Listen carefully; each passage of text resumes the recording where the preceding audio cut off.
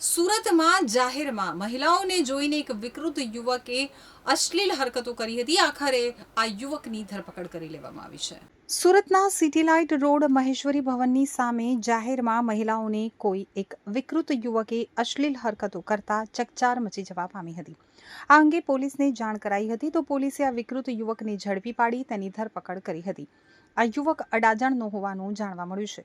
તો સુરતની ઉમરા પોલીસ સ્ટેશનની પાસેથી જાણવા મળતી વિગતો મુજબ સિટીલાઇટ રોડ મહેશ્વરી ભવનની સામે આવેલા HP પેટ્રોલિયમની બાજુમાં ગઈકાલે એક શરમજનક ઘટના બનવા પામી હતી.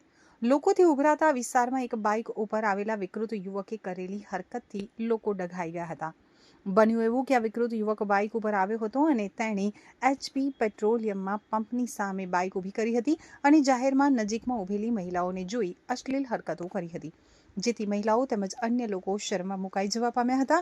લોકોએ પોલીસ કંટ્રોલમાં જાણ કરી હતી. જો કે તે સમયે આ વિકૃત યુવક ત્યાંથી ભાગી ગયો હતો.